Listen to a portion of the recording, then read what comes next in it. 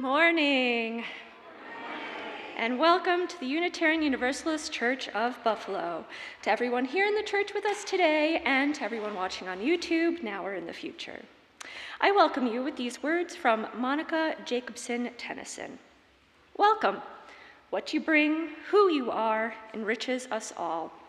We say welcome to your joy, your hope, your pride. We say welcome to your grief, your fear, your anger, and the parts of you that are not yet ready to be seen and heard. Welcome to them as well. For we are people of faith, faith in our expansive welcome, faith in our ability to grow, faith in the precious gift of our truths, faith in the promise of trying, learning, and changing, faith in our capacity to know ourselves and each other ever deeply. Welcome to you who are gay, straight, bi, pan, lesbian, queer, questioning, unable to be contained in any word. Welcome to you who are trans, cis, gender, queer, non-binary, intersex, agender, or beyond words. Welcome to you who are human. Welcome to you who love and are loved. Welcome to you who are blessed, which is all of you. May this time together be a blessing. My name is Jess, and I'm the Director of Religious Education. And this morning, we all came parading in here, the children and youth and volunteers from our Religious Education program, because it is Religious Education Sunday, our annual service to mark the end of the Religious Education year. We'll also be recognizing our teachers and welcoming some new members this morning, so it's a morning full of ritual and celebration, and I'm so glad that you're all here.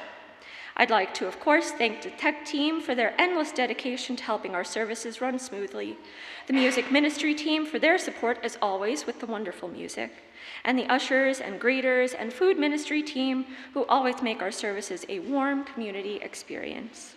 And we acknowledge the land upon which we meet is in the traditional territories of the Haudenosaunee people, the original people of this land whose calls for self-determination and justice we work to amplify and stand for. And I have a few announcements.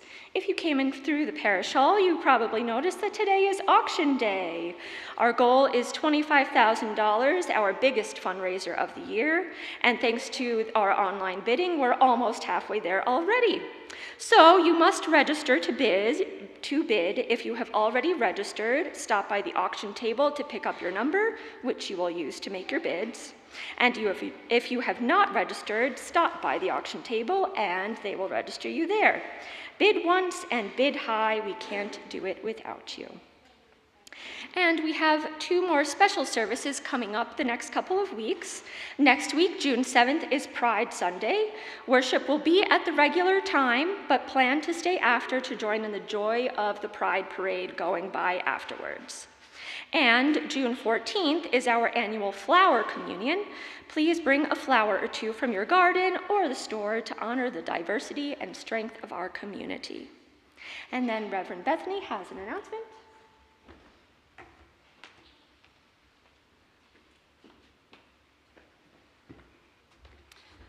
Good morning. If we haven't met, I'm Reverend Bethany. I'm the minister, and it's not my day off, but I'm not leading worship, so this is a treat.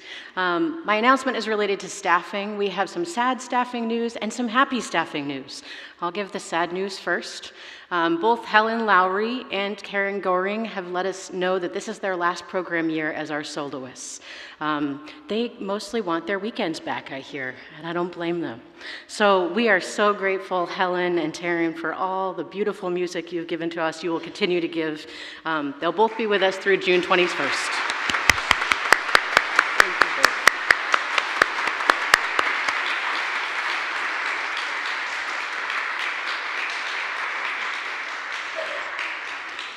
We have a few weeks to appreciate more of their music, so don't mob them all today, but show your appreciation in the small ways you do. They'll both be with us through June 21st.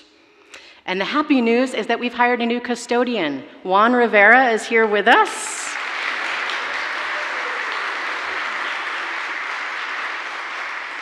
Some of you have already met Juan. He's been thrown into the deep end with a long day yesterday with lots of moving parts, and we're so glad that you're here with us.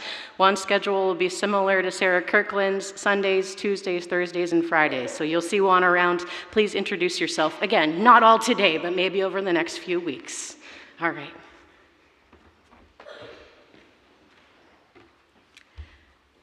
All right, and now let's find some fun and fellowship here in the sanctuary and take a moment to greet our neighbors.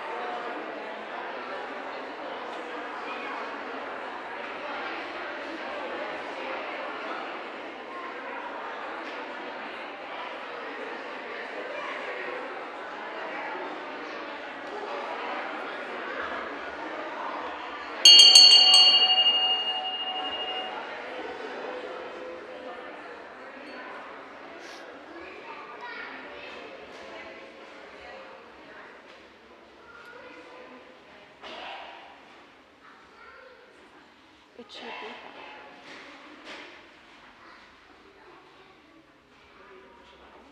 No, it's just muted. I'm sure it'll unmute.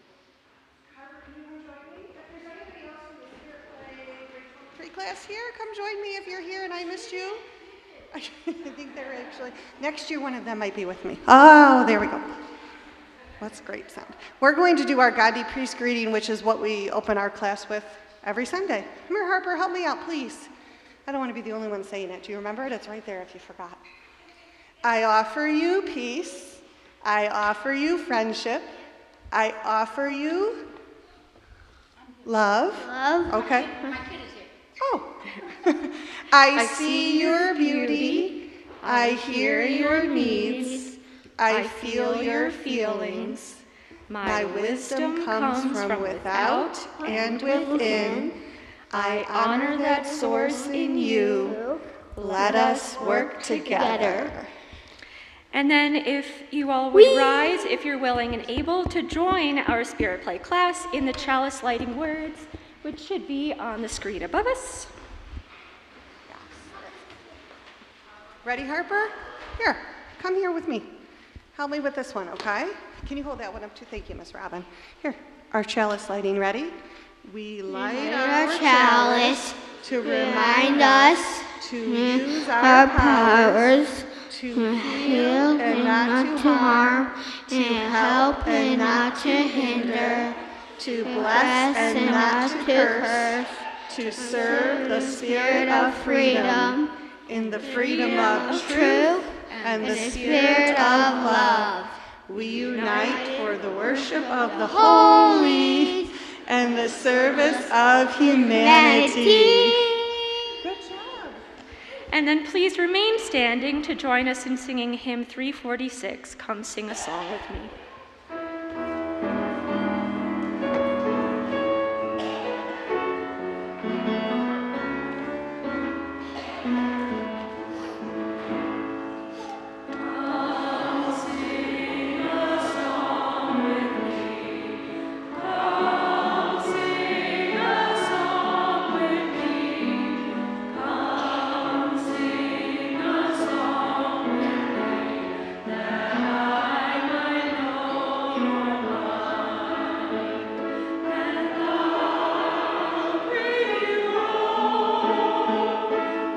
When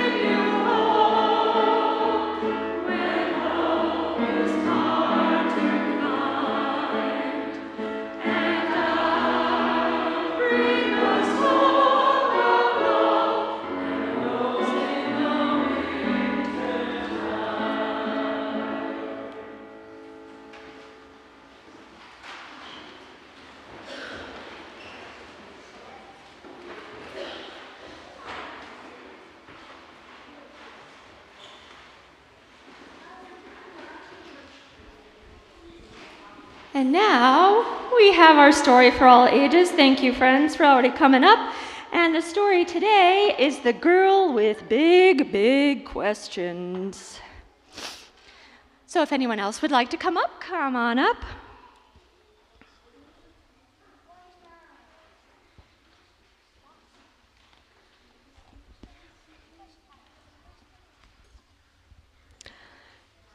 There once was a girl with twinkling eyes and a very curious mind. This girl was always asking questions whose answers weren't easy to find. The world is so very interesting, she wanted to learn all she could, from what makes a plane stay in the sky to what makes each person good. Her days were filled with adventures galore since her mind was so full of wonder. How long can a turtle stay in its shell? Why does lightning come before thunder? Why can't people live on the moon? What happens to stars when they fall? When will you let me stay up all night? Why even have bedtime at all? What does the dog do while I'm at school? Hey, how was the whole world made? And why do we have big hearts that can feel hurt and upset and afraid? Could I fly if I got a good running start? The nearest volcano is where? Are monsters real? What's Spanish for blue? Is it okay to cut my own hair? From the moment she opened her eyes for the day to the time she was tucked into bed, she'd ask and ask and ask and ask every question that popped in her head. At first, her neighbors, teachers, and friends tried to answer her wonder-filled mind, but after a while, their encouraging smiles were replaced by the rolling of eyes. She noticed her questions were making them tense, and one day her class hit their limit. After she asked a dozen things about clouds, the class hollered, "Please stop, just quit it." Embarrassed, the girl tried to quiet her thoughts and not raise a voice so curious, so that no one would be too uncomfortable, or even worse, furious. But one day, she found the nest of a bird built low and exposed near the ground. Why would a nest not be in a tree, she wondered, and then looked around. She was all by herself, with no one to ask, so she ran to the library shelves. She read about cities and the lack of safe spaces for birds to build nests for themselves. Like hunting for treasure, she searched and learned more answers that made her frown. With an urgent report, she announced to her class, "There are not enough trees in our town." The class, now moved by this information, asked questions about how to embark on a project to help both the birds and their neighbors by planting more trees in their parks. The girl knew then that big questions are good, and answers aren't just things to know. They are things to discover alongside each other. Asking questions is how we all grow. Did you all ever have a time that you asked a good question? Yeah?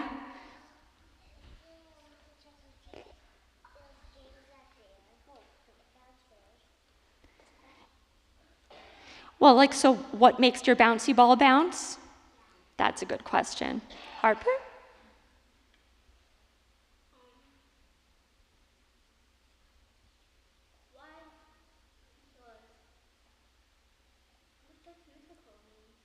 What does mythical mean? It's a good question, asking questions about big words. And we can be like the girl in the story and go find a dictionary and find the answers for ourselves, right? Yeah? Why do we sleep? That's an excellent question. Yeah? Yeah. Yeah, we can sleep so we can get enough energy. That is absolutely an answer. So we all have lots of big, big questions. Yep. All right, friends. Well, so we're all staying here in service today so we can go back to our seats, and we're going to talk more about questions.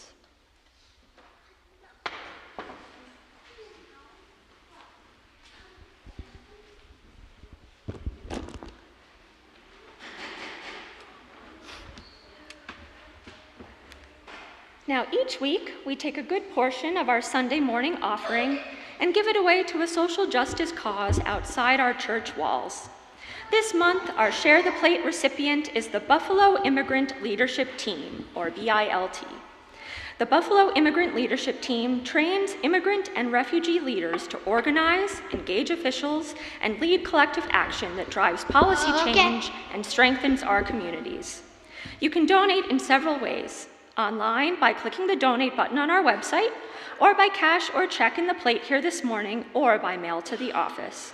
However you give, you are supporting the good work of the Buffalo Immigrant Leadership Team and helping us spread our UU values of love and justice, so please give generously.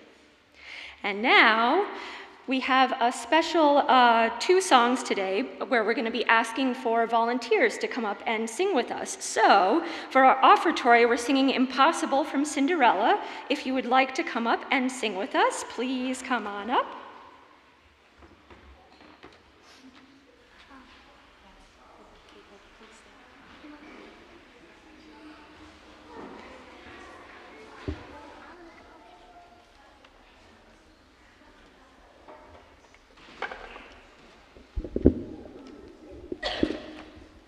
And if any of my grown-up friends in the audience know this one, please feel free to jump in anytime we say the word impossible.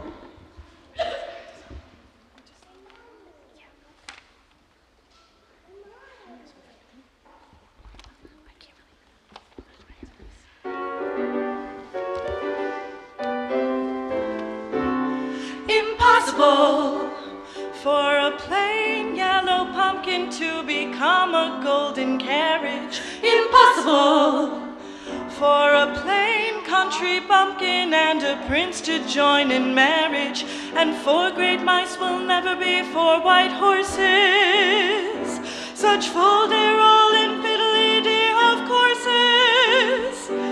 Impossible. But the world is full of zanies and fools who don't believe in sensible rules and won't believe what sensible people say.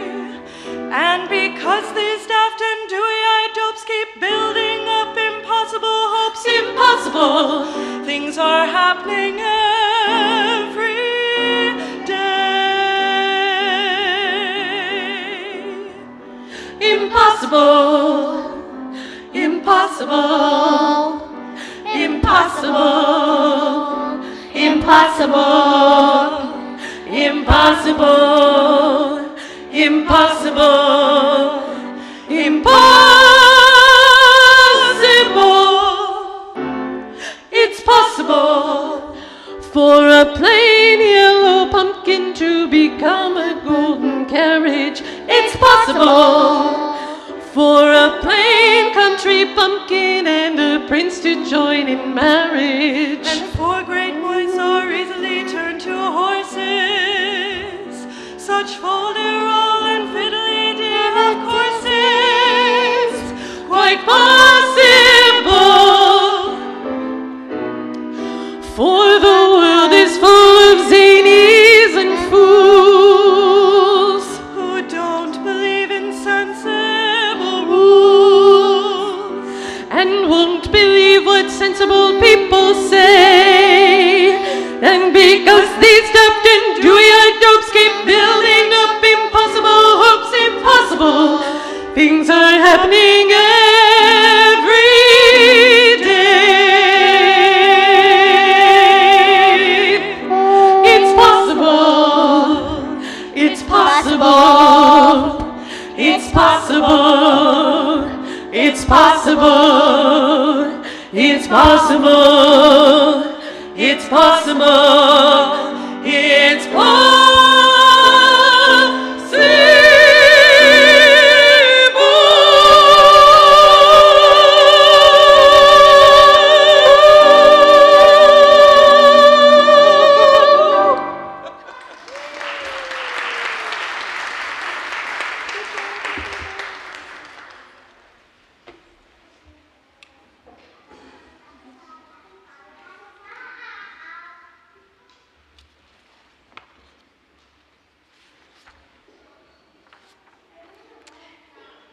So now is the time in our RE Sunday where I ask my volunteers to come on up.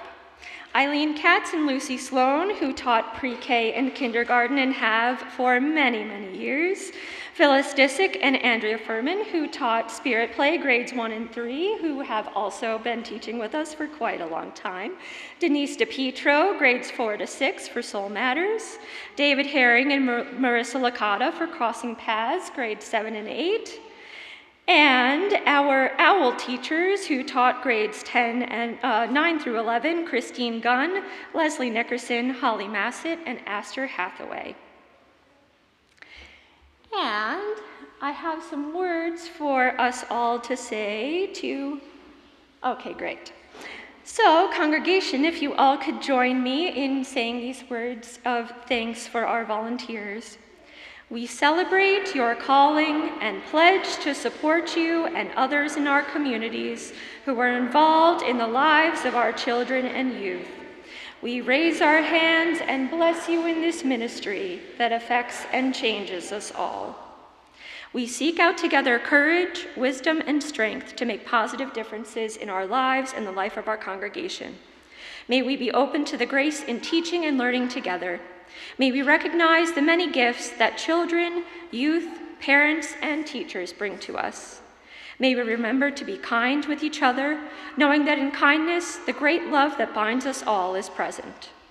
Dear volunteers, we hope that you carry the love of this congregation with you always, and I have a small gift for each of you as a token of our appreciation.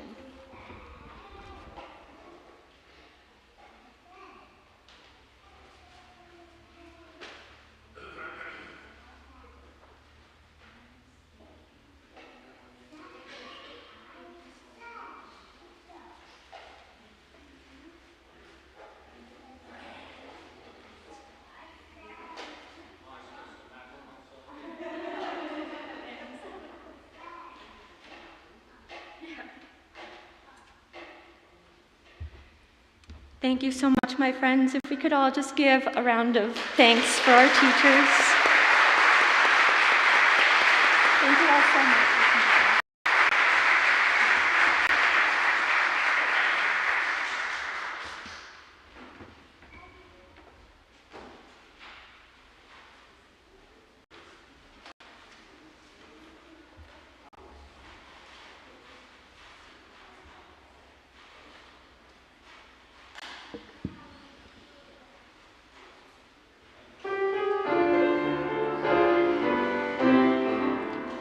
There's a great, big, beautiful tomorrow shining at the end of every day.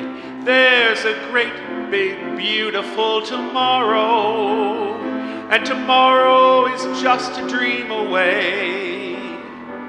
Man has a dream, and that's the start. He follows his dream with mind and heart.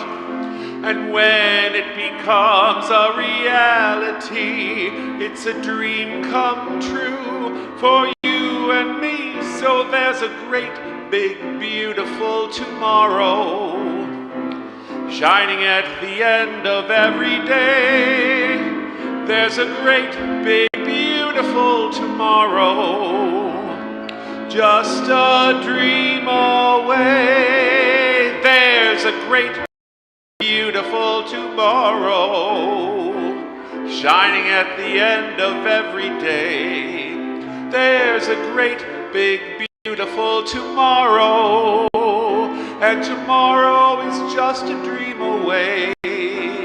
Humankind has a dream, and that's the start. They follow their dream with mind and heart. And when it becomes a reality, it's a dream come true for you and me. And there's a great, big, beautiful tomorrow shining at the end of every day. There's a great, big, beautiful tomorrow, just a dream away.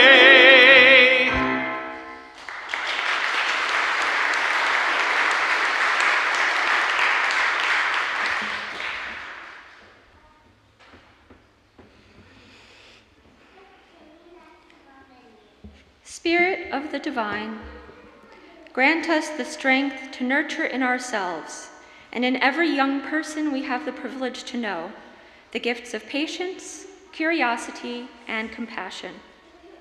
To the child at the edge of adulthood, to the child at the brink of despair, for you who feel rejected or not enough, for you who feel the unfairness of the world but don't know what to do with it, may your longing for belonging be met with compassion as well as structure. And as you strive for your place in this world, may you choose always the gentler, more cautious, and wiser ways of being. As you explore reactions and test limits, may your edgy jokes be met with firm boundaries rooted in curiosity rather than shame. As you practice tenderness and vulnerability, may your heartfelt tears be met with warm embraces infused by solidarity rather than ridicule. As you experience the highs and lows of life, may you feel your every emotion fully, naming and making friends with each one. As you gather knowledge and chart your own path, may you be savvy to the lies of charlatans who would tempt you with the easy path of blaming others. As you seek companionship and physical affection, may you respect boundaries and strive for mutually beneficial relationships of trust and safety. As you make friends and build community, may they bear the marks of true belonging, the belonging that doesn't make you cut off parts of your own self to fit in, the belonging that doesn't ask you to blame others, the belonging that doesn't require you to treat others as less than human objects, the belonging that welcomes all your joy and sorrow and anger and confusion and humor and experiments and mistakes and loves you through it all, with a love that will tell you when your words and actions hurt others, with a love that will heal your own hurt as well. To the child at the edge of adulthood, to the child at the brink of despair, to the child hearing their own story in this prayer, to the child yearning to grow beyond what has come before, may you grow strong by showing compassion, grow brave by being vulnerable, grow wise by thinking critically, grow fair by listening deeply, grow virtuous by accepting boundaries, grow powerful by seeking truth, and grow resilient by knowing thyself. May you know love, may you choose gentleness, and may you flourish into the great potential unfolding before you. We take a moment in the center of our service to hold space for prayer, for those who are celebrating in joy or suffering and loss, for those we hold in our hearts. Let us fill the sanctuary with the names of our beloveds, each name a breath, each breath a prayer.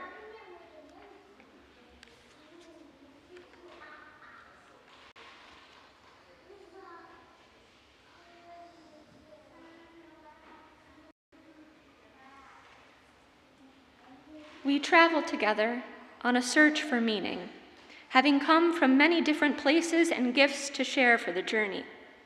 Bless those who bring the gift of courage. Bless those who bring the gift of curiosity. Bless those who bring the gift of hospitality. I'd like you to turn to your neighbor, one person at a time, to give and receive the message, your gifts are welcome on this journey. And if you choose not to participate out loud, you are welcome to fold your hands and close your eyes in meditation and know that your neighbors will appreciate you from afar. And in any case, please hear from me. Your gifts are welcome on this journey. Please take a moment to bless one another.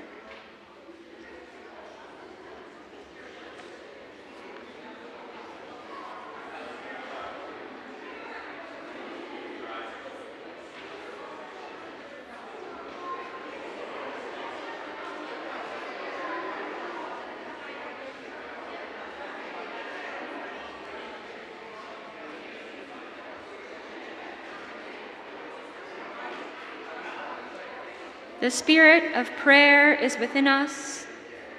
The spirit of love is among us. The warmth of community surrounds us. So be it, blessed be, and let the church say, Amen.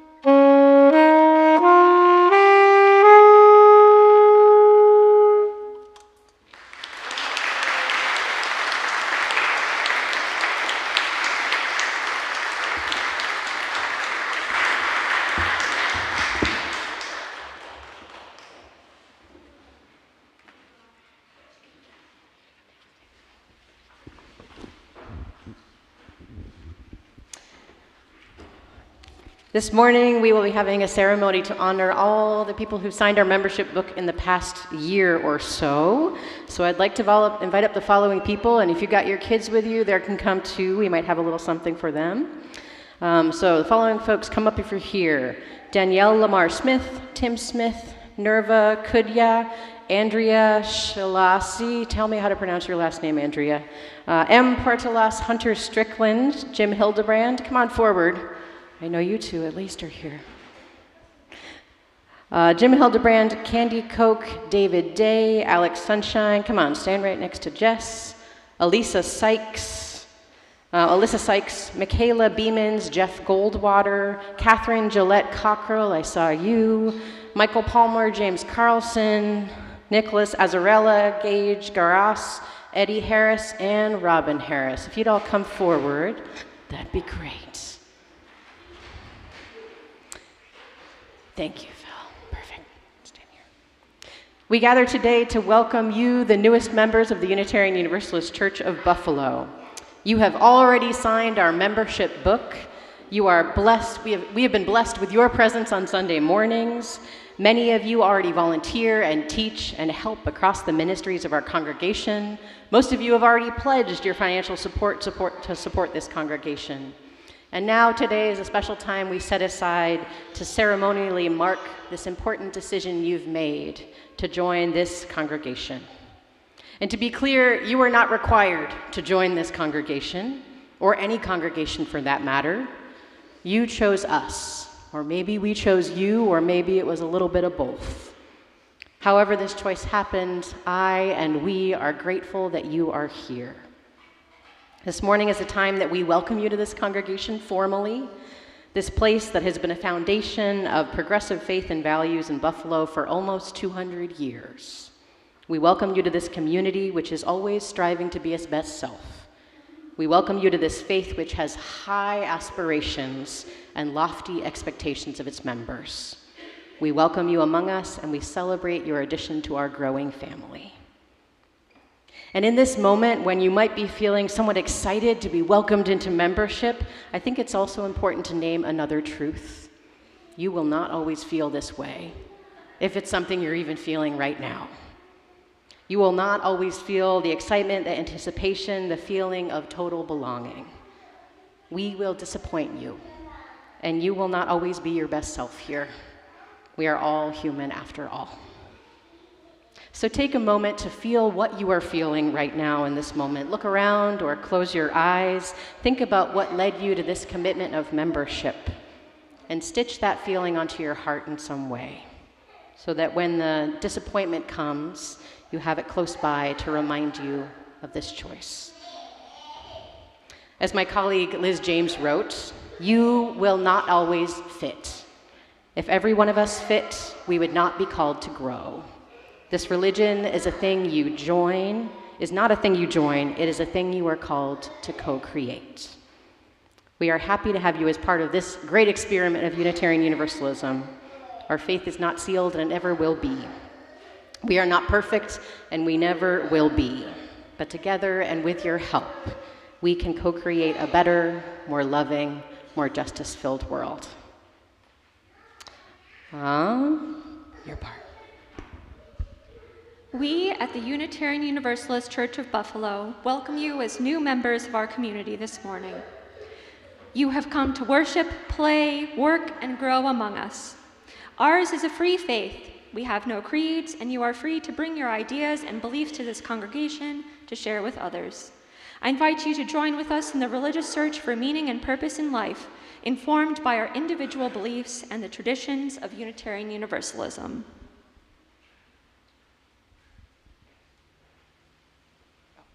In this gathering, we lift up our voices in shared song. We bring ourselves before the holy in silence and in speech.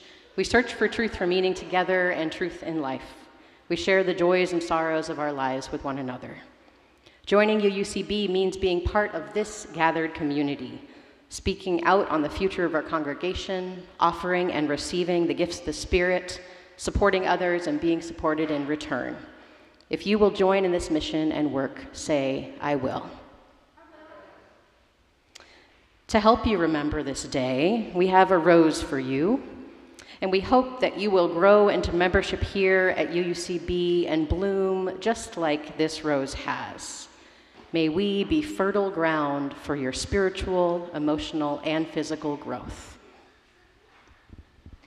And some of our new members also bring their children into our community. I ask any of the children in the congregation who are here today to rise in body or spirit. Do you promise to welcome Clementine and Harper and Miles, Mikhail, I'm so sorry, and Mikhail into your fellowship of play, growth, learning, and love? If you will do this, children in the congregation, please say loud and clear, we will.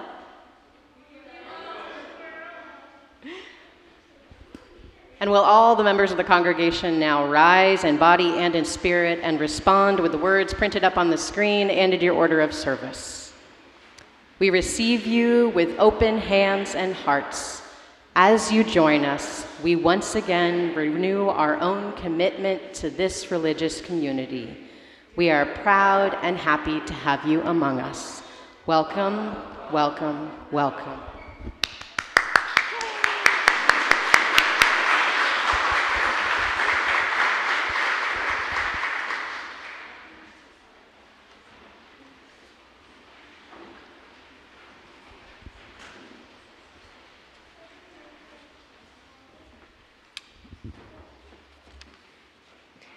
Thank you all for being here this morning to celebrate our children and the end of another wonderful year of religious education classes, to welcome our newest members, and to honor the dedication, commitment, and care that our volunteer teachers have shown for our children this year, and some for years, and some for years and years. This congregation is truly blessed to have this team of amazing teachers, and it has been an honor to work with them and grow with them each year.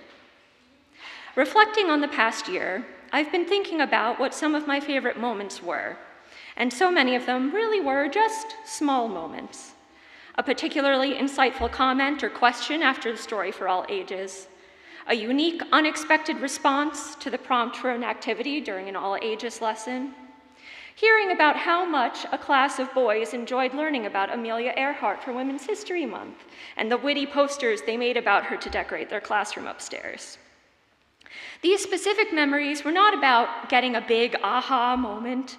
They weren't about profound revelations or really breaking through and teaching a big concept.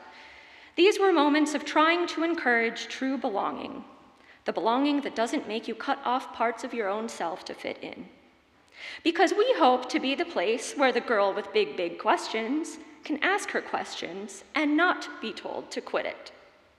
Too often, children are put into situations they would probably rather not be in, where they have to abide by social rules that have been in place since before any of us now upholding them can remember, and when they ask why the social rules exist, their reaction is usually to shut them down, tell them to stop asking, or give a non-answer. That's just the way it is. But why? First, why does the collective we often react, sometimes very strongly, to anyone who dares question the social order? Doesn't it make sense for a person of any age to want to understand the foundations of the rules they're being told to live by? Sure, that sounds reasonable, at least to me. But then we have a dilemma, or perhaps multiple dilemmas. Firstly, is the questioner asking someone who may actually have an answer, or are they asking more rhetorically, wondering aloud and hoping to bring another questioner into the conversation? I think not knowing which of these outcomes the questioner is looking for can be the first point of tension. If the person receiving the question feels like they're expected to have the answer and they don't, then boom, tension. No one likes feeling like they don't know something they should, and even if the questioner isn't actually expecting you to have a definitive, knowledgeable answer, just receiving the question can lead to that uncomfortable feeling. And I think this can happen more when the questioner is a child asking an adult. We live in a hierarchy not just of class, but of age too. And when it comes to figuring out life together, we shy away from the big, big questions when they come from a small person. Often we're not okay with saying, I don't know, let's figure that out together. For myself as a kid, it always seemed like the adults around me had everything in order and they had all the answers. Children were like less of a real adult. Could be part of the problem. But going back to our original question, why do we get uncomfortable when anyone of any age questions the social order? Our second possible dilemma. The questioner makes us realize that we would have liked to question that ourselves, but it never occurred to us. So we've just been living unhappily with whatever it is, ignoring our dissatisfaction, until this person's poignant question made us realize how unhappy we are. Yeah, that's a frustrating feeling. But so often we go with the frustration. This is where the "that's just the way it is" response comes in. And we end up siding with and upholding that social rule we ourselves are dissatisfied with, just to save face. Now I find that incredibly frustrating. And again, we seem to get more frustrated when the questioner is younger. How many times do we see the responses to college activists along the lines of, they just don't know how the world works, they're too young and free-spirited with lofty ideals, they'll come to sense when they get a real job and a mortgage. Like that's ever gonna happen.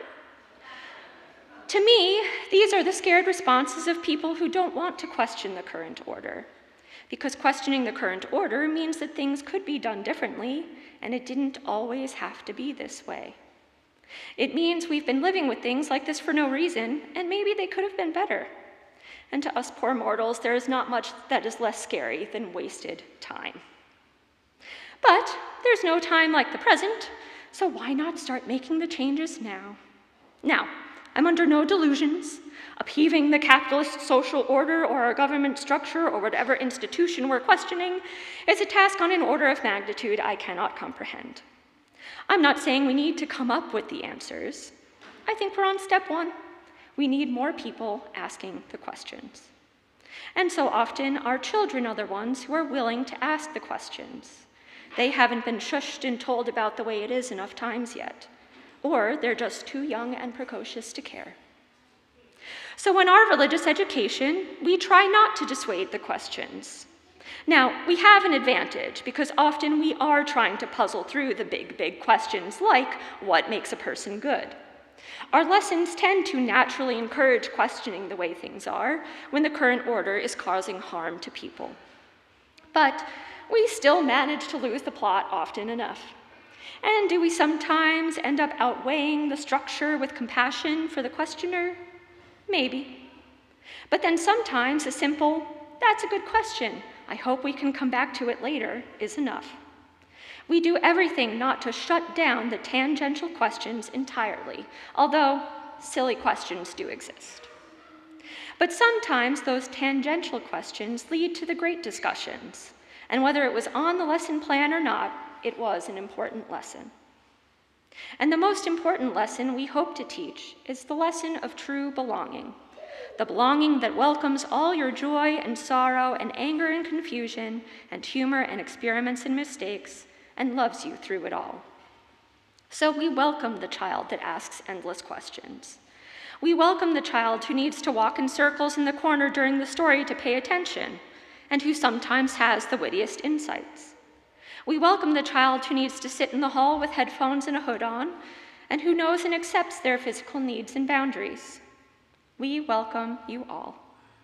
And the child who leads you off on a tangent you never expected can lead you somewhere truly amazing. Every year, I try to learn more about our children and their needs and wants and the needs and wants of our families.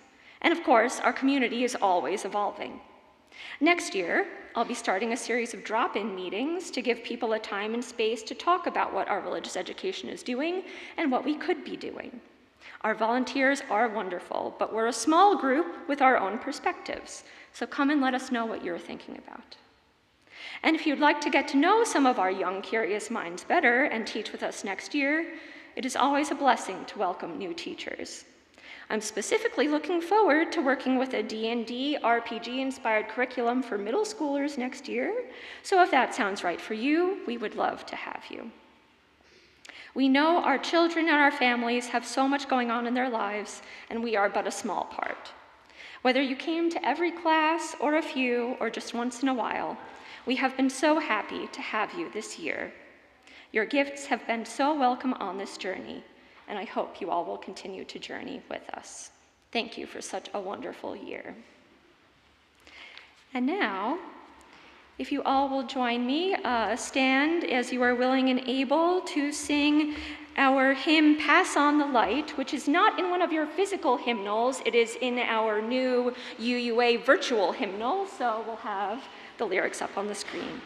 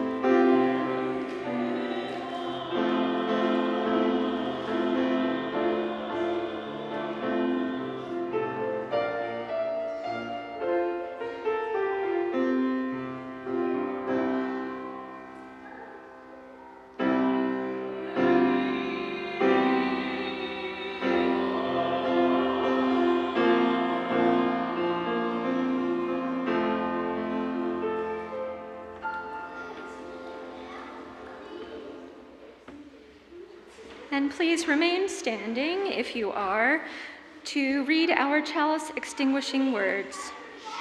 As we extinguish the flame of this chalice, may we carry its light with us into the world in the power of peace, faith, justice, and love. May we find the courage to revel in the experience of the mystery. May we approach the unknown with excitement, even if we can only muster a tiny bit. May we celebrate the curiosity that leads to searching, and may we meet ourselves along the way and love us unapologetically.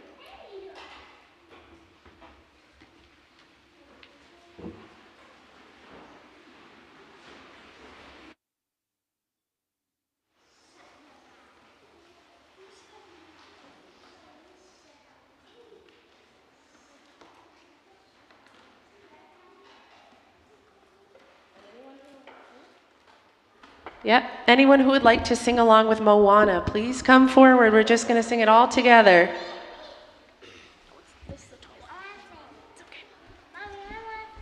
We're just going to sing. I'm just going to sing for sure.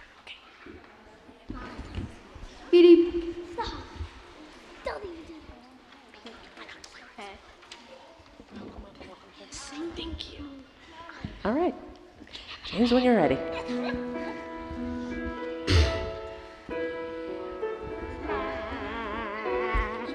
One, two, three, four. I've been staring at the edge of the water long as I can remember, never really knowing why. I wish I could be the perfect daughter, but I come back to the water no matter how hard I try.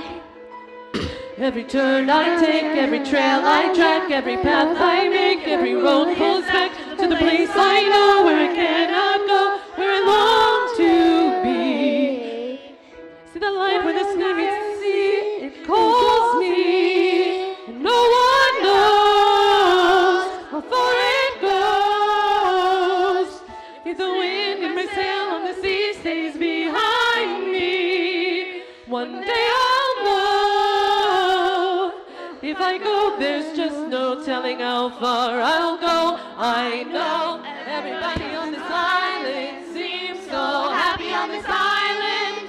Everything is by design.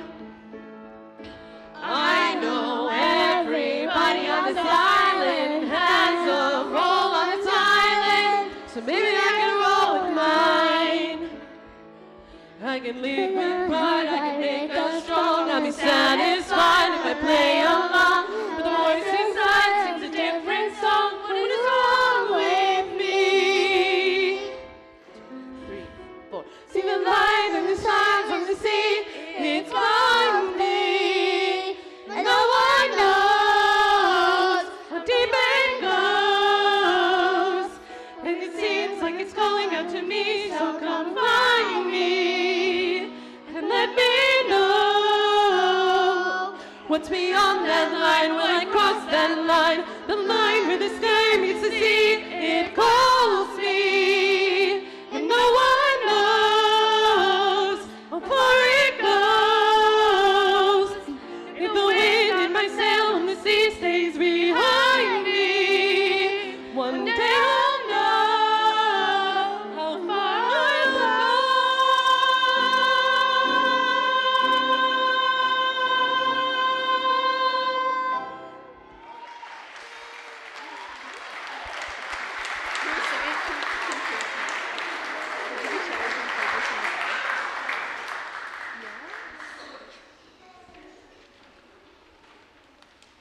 Billy, Louise, Gary, come over here. Which one of you said shut up to Harper? I would like to know right now. Oh, okay. You